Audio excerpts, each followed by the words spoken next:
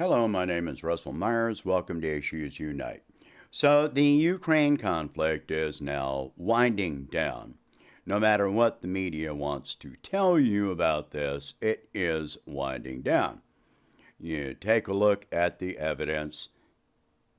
Russia and the Donbass regions have retaken the the areas that were previously occupied by Ukrainian forces over the last 8 years, and they would have stopped there. This information has come out that Russia has said that they would have stopped where they are if peace negotiations were to take place, but instead, Ukraine continues to keep going, and the West continues to send weapons into Ukraine, although inadequate amounts of weapons. Let me point out that, like these HIMARS, at the beginning of this conflict, Ukraine had a huge number of these launchers, and they got destroyed.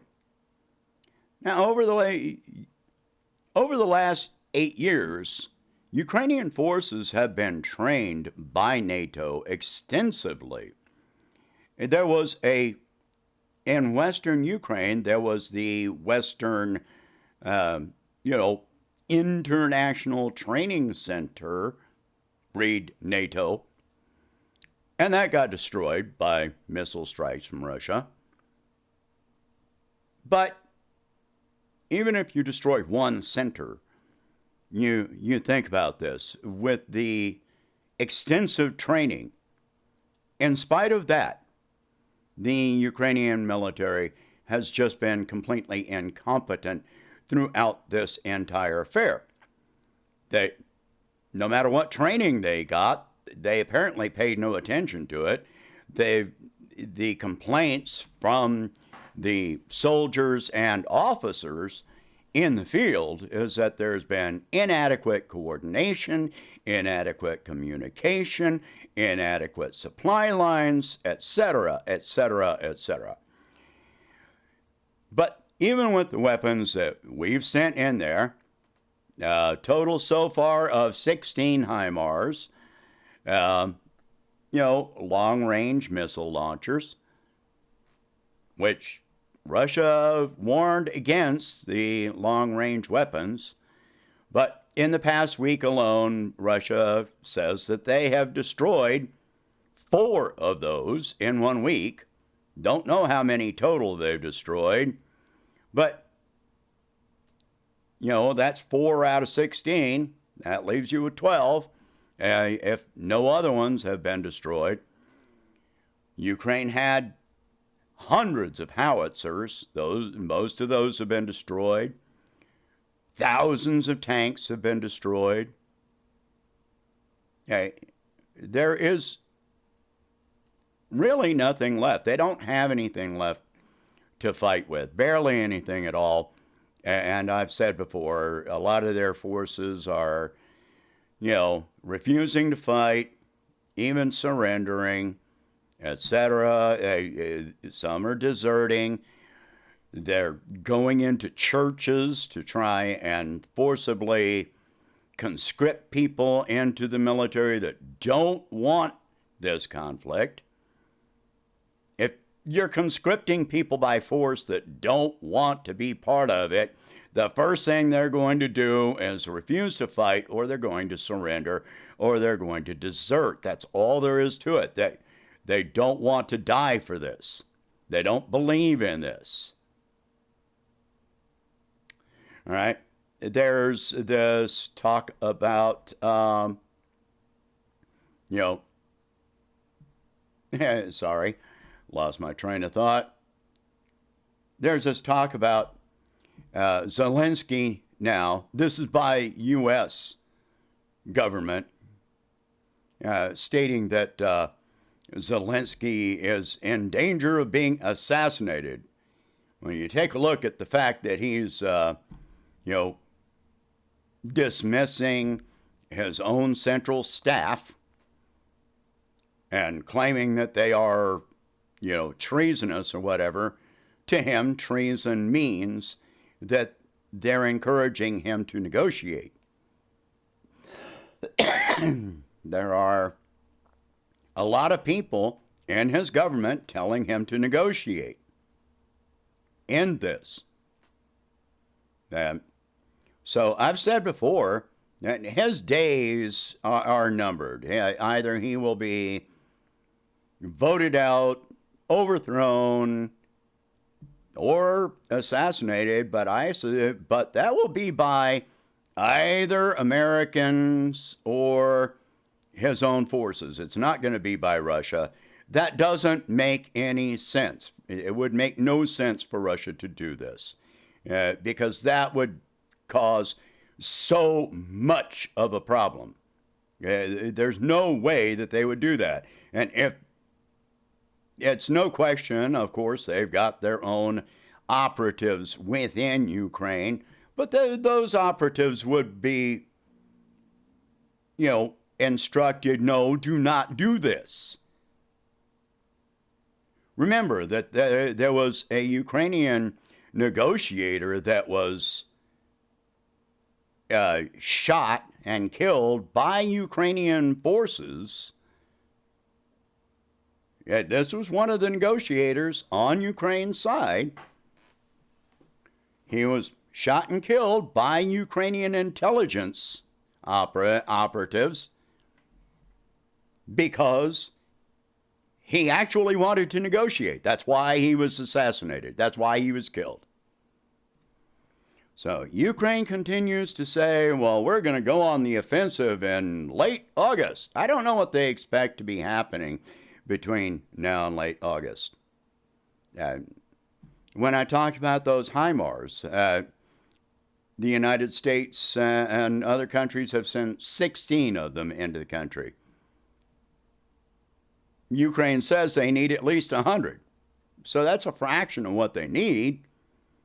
They had that many, but they were all destroyed. Besides, even though the launchers are being sent to the country,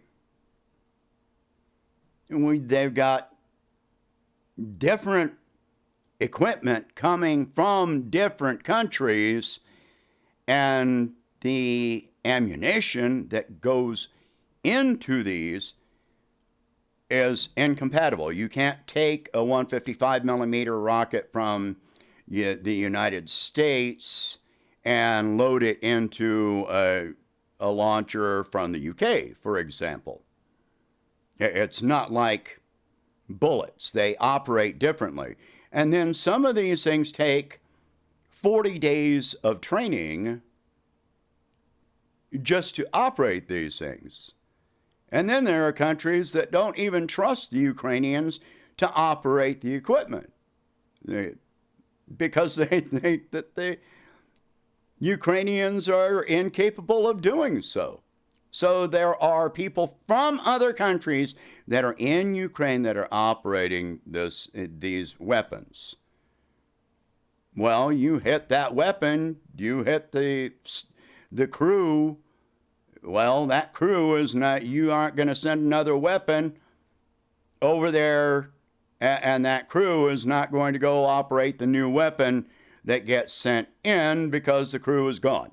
They're wiped out. The number of foreign fighters going into the country has just stopped. It has just completely stopped. Once some of these people got captured and sentenced to death, that ended. It was slowing down before that, but you can count on it. It just ended. And the information that is coming back, trust me, there are circles, international circles of mercenary groups that stay in contact with each other and say, yes, go here, or no, don't, because it's not worth it. And that's what's happening. They're hearing, no, if you get sent in there, you're going to be poorly armed. The people you're going to be fighting with are going to be incompetent. The leaders are going to be incompetent, et cetera, et cetera. So, no, these soldiers for profit are not going to go in there and just get killed, period. It's not going to happen. Sanctions are being lifted on basically everything coming out of Russia. Oil, gas, grain, etc. The Ukrainian ports are being opened up so that they can export grain. The Ukrainian ships are going to be escorting the grain ships out. From there, Turkish ships are going to escort them to Turkey, and etc. So many kudos to Turkey for moderating the talks on that happening. It was bound to happen sooner or later. The Nord Stream 1 pipeline is open and functioning again. It's still at only 40% capacity. They don't want, this makes sense. They don't want the equipment to burn out. They're still waiting on the turbines that were refurbished in Canada and got sent to Germany, but they're still waiting for the turbines to be sent there. Only after those turbines are received and installed can that pipeline go back to 100% capacity. That is the only time it's going to happen. By the way, the Nord Stream pipeline goes directly from Russia over to Germany. There's no, to say that they're going to cut that supply off, etc. They were afraid, they're not going to turn the gas back on. Well, the gas is turned back on, okay? And there is no reason to believe that they would not restore it to 100%. And it's not going to be diverted anywhere because the pipeline only goes from point A to point B. That's it. And I think sooner or later they're going to go ahead and certify Nord Stream 2 because Europe is suffering so much with their energy prices. Industries have shut down. Their economy is suffering, and the taste for war across most of Europe and most of the world has just gone away. It's not there anymore. There's no more taste for this. But that doesn't stop the United States, because now we're ramping up against Taiwan. But that's another issue. All right, so the gas and oil have what has happened is that China and India and other countries have increased their imports of Russian oil and gas. A lot of Russian oil has gone to India to be processed, and then it gets resold at a higher price to places like Europe, countries that have been sanctioning Russian oil. So they've been buying Russian oil. They've just been paying a higher price for it. And they can't afford to keep paying those higher prices. So the embargo on Russian oil is no longer on the table. The Russian gas sanctions are coming off the table. Nobody, I'm going to be absolutely shocked if they try this price cap on Russian oil and gas, because Russia has made it clear they will just stop all exports to any country that is sanctioning them or that takes part in this price cap. They've come out and said it. no, you do this, and we'll just cut off the taps. So,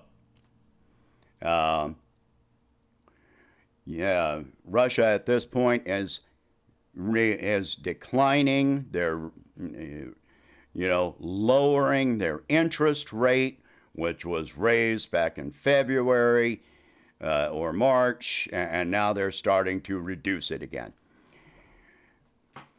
Meanwhile, we are increasing our interest rate. By the way, China is also decreasing their interest rate at this point. We're going the opposite direction, and but again, economics, that's another matter.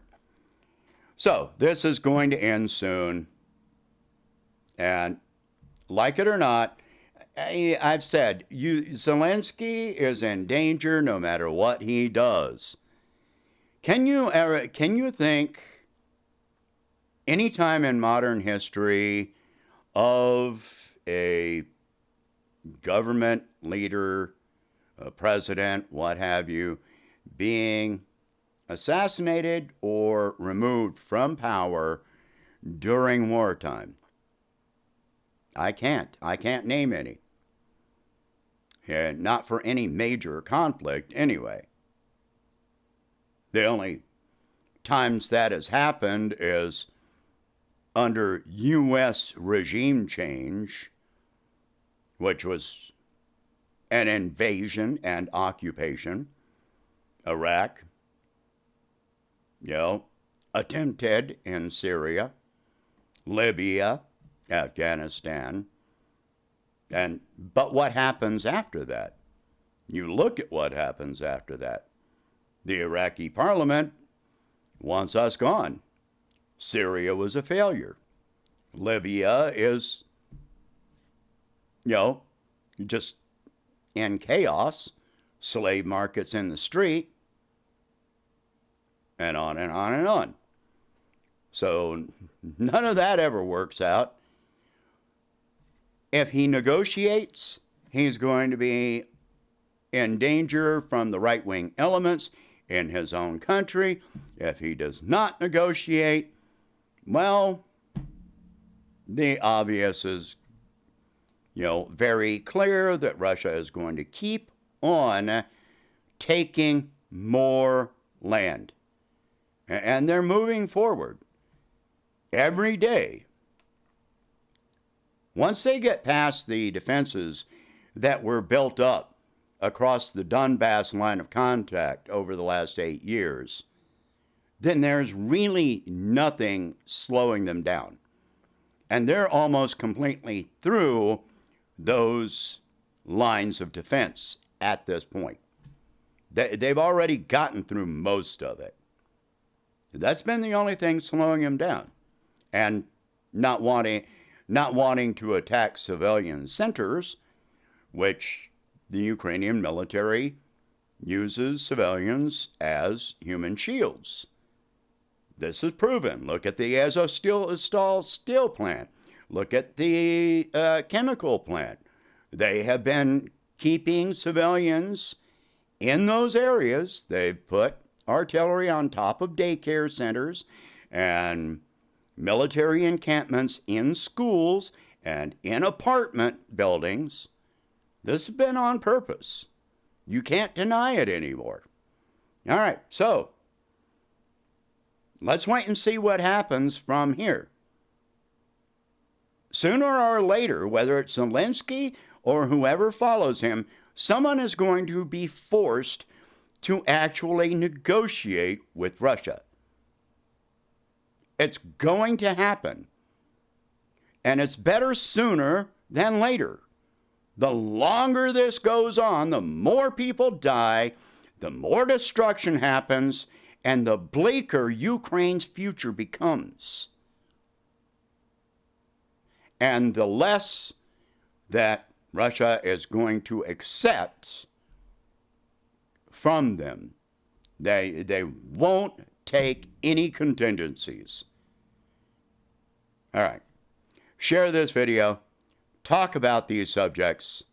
If you can, please donate whatever you can to help expand this channel and my presidential campaign, and I will catch you in the next one.